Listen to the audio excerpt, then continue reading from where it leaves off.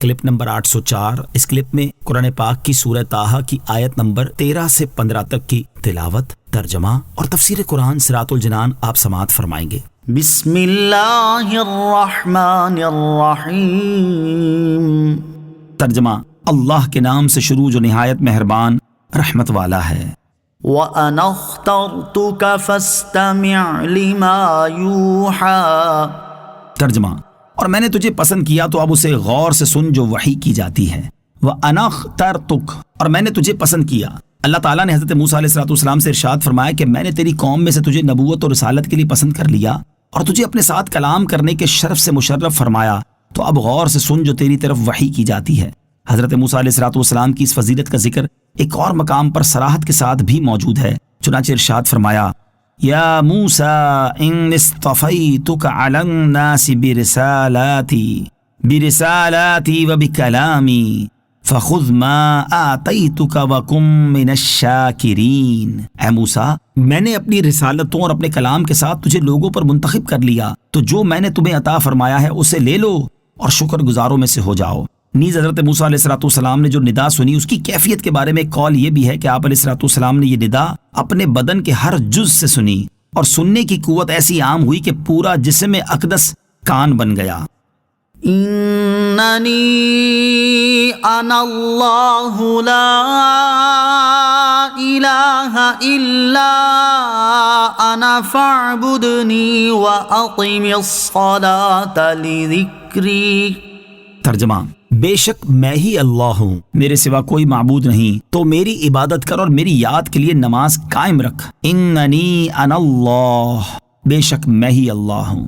ارشاد فرمایا کہ اے موسیٰ علیہ السلام، بے شک میں ہی اللہ ہوں اور میرے سوا کوئی معبود نہیں، تو تم میری عبادت کرو اور میری یاد کے لیے نماز قائم رکھو، تاکہ تم اس میں مجھے یاد کرو اور میری یاد میں اخلاص ہو اور میری رضا کے علاوہ کوئی دوسری غرض مقصود نہ ہو، اسی طرح اس میں ریا کا دخل نہ ہو۔ آیت کے آخری حصے اقم الصلاۃ لذکری کا ایک معنی یہ بھی ہے کہ تم میری نماز قائم رکھو تاکہ میں تجھے اپنی رحمت سے یاد فرماؤں۔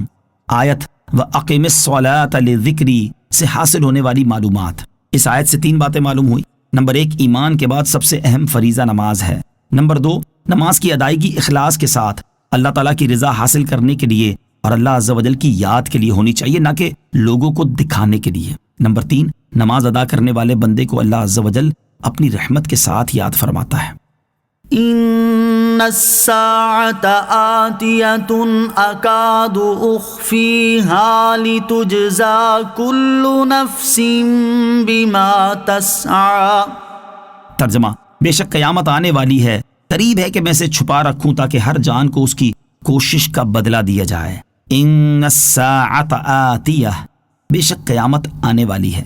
اس آیت کا خلاصہ یہ ہے کہ بے شک قیامت لازمی طور پر آنے والی ہے، اور قریب تھا کہ اللہ تعالیٰ اسے سب سے چھپا کر رکھتا اور یہ فرما کر بندوں کو اس کے آنے کی خبر بھی نہ دیتا کہ بے شک قیامت آنے والی ہے، یعنی لوگوں کو اس بات کا علم ہی نہ ہوتا کہ کوئی قیامت کا دن بھی ہے، اور اگر ایسا ہوتا تو لوگ بالکل ہی غفلت و لا علمی میں مارے جاتے۔ لیکن اس کے برعکس انہیں قیامت آنے کی خبر دی گئی ہے، جس میں حکمت یہ ہے کہ لوگوں کو معلوم ہو جائے کہ ہر جان کو اس کے اچھے برے اعمال کا بدلہ دیا جائے گا۔ البتہ اس کے ساتھ انہیں متعین وقت نہیں بتایا گیا کہ وہ بھی کئی اعتبار سے اکثر لوگوں کے لیے غفلت کا سبب بن جاتا، لہٰذا اس کی جگہ بغیر معین وقت بتائے محض قیامت کی خبر دے دی تاکہ اس کے کسی بھی وقت آنے کے خوف سے لوگ گناہوں کو ترک کر دیں، نیکیاں زیادہ کریں اور ہر وقت توبہ کرتے رہیں۔ موت اور قیامت کا وقت چھپائے جانے کی حکمت۔ یاد رہے کہ اس آیت میں یہ تو بتایا گیا ہے کہ قیامت آئے گی، لیکن یہ نہیں بتایا گیا کہ کب آئے گی۔ اسی طرح دیگر آیات میں یہ تو بتایا گیا ہے کہ ہر جاندار کو موت آئے گی، لیکن یہ نہیں بتایا گیا کہ کب اور کس وقت آئے گی۔ اس سے معلوم ہوا کہ قیامت اور موت دونوں کے آنے کا وقت بندوں سے چھپایا گیا ہے، اور ان کا وقت چھپانے میں بھی حکمت ہے۔ جیسے قیامت آنے کا وقت چھپانے کی جو حکمت اوپر بیان ہوئی کہ لوگ اس وجہ سے خوف زدہ رہیں گے اور گناہ چھوڑ کر نیکیاں زیادہ کریں گے اور توبہ کرنے میں مصروف رہیں گے، یہی حکمت موت کا وقت چھپانے میں بھی ہے، کیونکہ جب کسی انسان کو اپنی عمر ختم ہونے اور موت آنے کا وقت معلوم ہوگا تو وہ اس وقت کے قریب آنے تک گناہوں میں مشغول رہے گا، اور جب موت کا وقت آنے والا ہوگا تو وہ گناہوں سے توبہ کر کے نیک اعمال کرنے میں مصروف ہو جائے گا، اور اس طرح وہ گناہوں کی سزا پانے سے بچ جائے گا۔ اور جب انسان کو اپنی موت کا وقت ہی معلوم نہ ہوگا تو وہ ہر وقت خوف اور دہشت میں مبتلا رہے گا، اور یا تو گناہوں کو مکمل طور پر چھوڑ دے گا یا ہر وقت اس ڈر سے گناہوں سے توبہ کرتا رہے گا کہ کہیں ابھی موت نہ آ جائے۔ افسوس فی زمانہ لوگوں کی اکثریت حشر کے ہولناک دن اور اپنی موت کو یاد کرنے، اپنی آخرت کو بہتر بنانے کی جستجو کرنے اور اپنی موت کے لیے تیاری کرنے سے انتہائی غفلت کا شکار ہیں، اور قیامت کے دن راحت و چین مل جانے اور دنیا میں اپنی عمر زیادہ ہونے کی لمبی لمبی امیدیں باندھے ہوئے ہیں۔ اللہ تعالیٰ انہیں ہدایت عطا فرمائے اور اپنی قبر و آخرت کی بہتری کے لیے فوری طور پر بھرپور کوشش کرنے کی توفیق عطا فرمائے۔ نوٹ: یاد رہے کہ قیامت آنے کا وقت اللہ تعالیٰ نے اپنے بندوں سے چھپایا ہے۔ اس کا یہ مطلب نہیں کہ اللہ تعالیٰ نے اپنے کسی بھی بندے کو اس کی اطلاع نہیں دی، بلکہ احادیث سے یہ بات ثابت ہے کہ اللہ تعالیٰ نے اپنے حبیب علیہ الصلوۃ والسلام کو قیامت آنے کا وقت بھی بتا دیا ہے، اور نبی کریم علیہ الصلوۃ والسلام کا قیامت کی نشانیاں بیان فرمانا اور اس کا متعین وقت امت کو نہ بتانا بھی حکمت کے پیش نظر ہے۔